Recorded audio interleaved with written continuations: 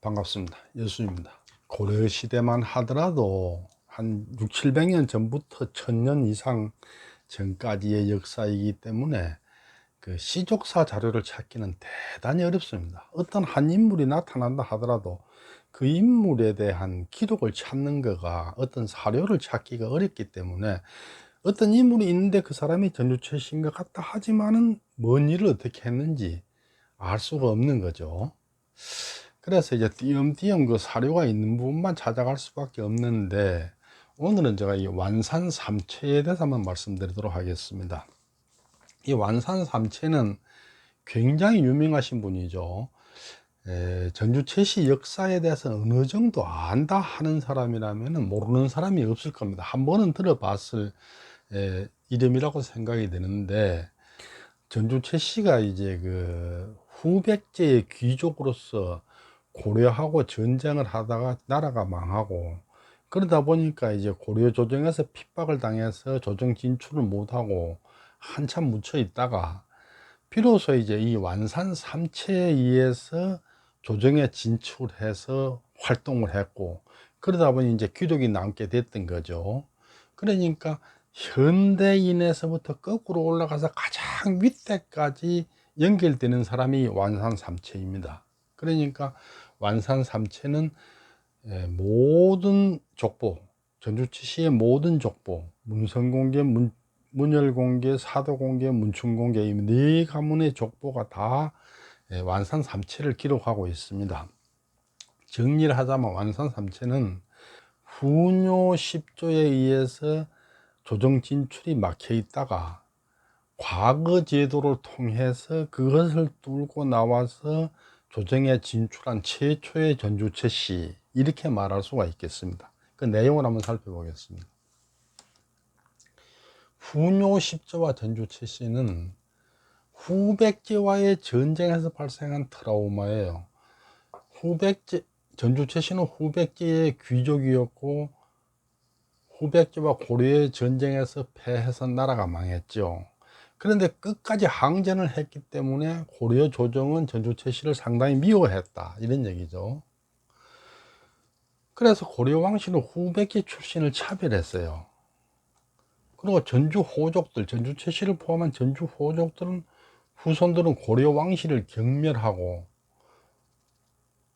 그러다 보니까 이제 사이가 상당히 안 좋았었는데, 고려 정기 말 1100년 무렵부터 이제 그게 서서히 해소가 되게 됐고, 과거라는 이 제도적인 통로 때문에 비로소 이제 전주채씨가 조정에 진출해서 고려 왕실에 충성을 하게 됐다, 이렇게 말할 수 있습니다. 고려사 세가 태조 26년 943년에는 여덟 번째로 말하기를 차령산맥 이남과 공주 금강 바깥쪽은 산과 땅의 형세가 모두 반대 방향으로 뻗어 있으니 인심 또한 그러하다. 후백제가 멸망한 원한을 갚기 위해 임금을 시해하는 소동을 벌일 수도 있을 것이다. 비록 그 사람이 양인이라 하더라도 관직에 올려서 일을 맡겨서는 안 될 것이다. 조정에 진출을 못하게 하라고 고려 태조 왕건이 유언을 남겼는 거죠. 고려사 전료 현종 2년 1011년에는 박섬이 아뢰기를 전주는 곧 옛날 백제로서 성조께서도 미워하셨습니다. 성조는 태조 왕건이죠. 주상께서는 행차하지 마소서 하니 왕이 옳다고 여겨서 바로 장공역 김제로 가서 유숙하였다. 이렇게 그 고려 현종이 거란의 침략을 피해서 나주로 몽진을 가면서 전주를 못 들어가고 삼내에서 장곡으로 우회를 해서 내려갈 정도로 그 사이가 안 좋았다는 얘기죠. 그러다가 이제 드디어 이제 완산 삼체가 과거에 급제해서 조정에 진출하고 고려에 충성함으로 해서 비로소 이제 전주채씨하고 고려하고 사이가 좋아졌고, 전주채씨는 완산 삼체로부터 시작해서 200년간 고려 귀족으로 행세를 하게 되는 거죠. 근데 이 완산삼체라면은 전주 최씨의 역사를 조금이라도 안다는 사람은 이걸 다 알고 있죠. 완산삼체를. 완산삼체를 모른다면은 전주 최씨 역사를 전혀 모르는 사람이에요. 전주 최씨 역사를 조금이라도 안다 하면은 일단 완산삼체는 알아야 되는 거죠. 그런 상식이죠. 1130년에서 40년 무렵에 완산 군수로 지낸 박춘령이라는 사람이 있었어요.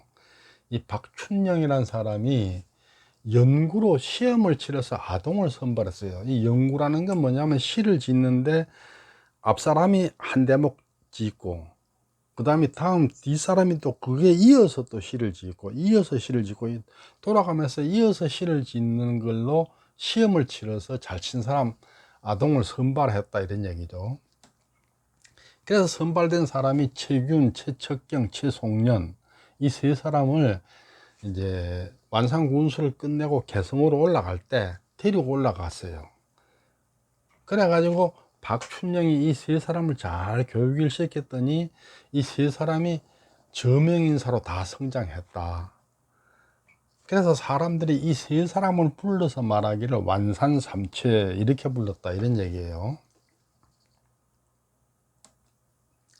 완산삼체는 최균, 이분은 사도공계 전주 최씨의 시제예요. 그러니까 현대 전주 사도공계 전주 최씨와 세계표가 연결되는 최초의 가장 먼저 사람이다 이렇게 말할 수 있죠.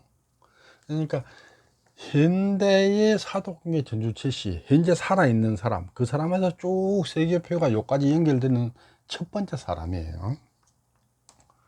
그 다음 최척경, 이분은 1120년에 태어나서 1186년에 돌아가셨는데 후손이 누군지는 기록이 없어서 찾을 수가 없어요. 근데 사도공계는 아니겠죠. 최균 후손이 사도공계니까. 근데 문성공계인지 문열공계인지 어느 게인지 알 수가 없어요. 아마도 문성공계나 문열공계가 아닐 수도 있고 그럴 수도 있다. 저는 그렇게 생각이 들죠. 최송년, 이분도 미상이에요. 그런데 이제 문충공계 가문의 기록에 보면은 문충공 최군옥의 장남이다 이런 기록이 적혀 있는데 제가 볼 땐 그 믿기 좀 어렵다. 뒤에 가서 제가 한번 짚어 보겠습니다. 그렇게 생각합니다. 결국은 이 세 분이 전주 최초의 전주 최씨로서는 그리고 이 완산삼체가 전주 최씨로는 처음 문과에 급제해서 조정에 진출하게 됐다. 여기서 최균과 최척경은 고려사에 열전이 있어요. 각각 최균 열전이 있고 최척경 열전이 있고 그러다 보니까 기록이 자세한데 최송년 이분은 기록이 없어요.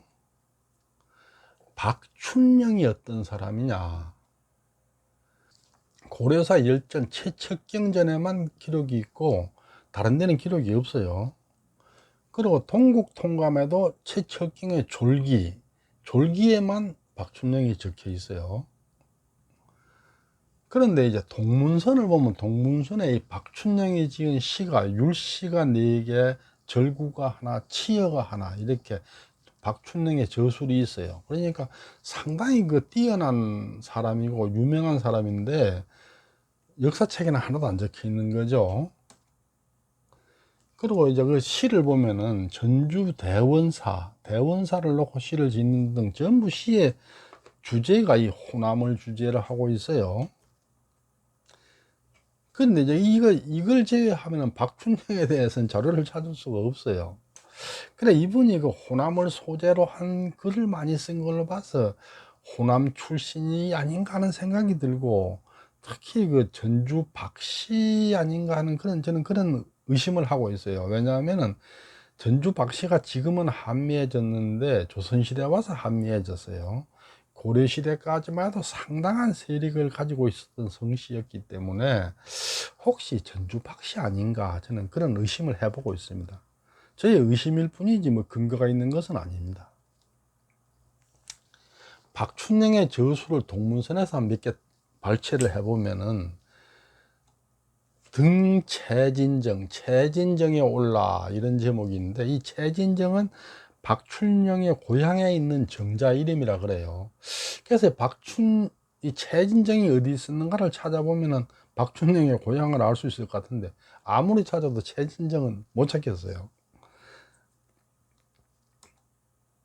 또 그 대원사 전주 이리 적어놨는데 현재 전라북도 완주군 구이면 모악산에 있는 절이에요. 대원사라는 절이.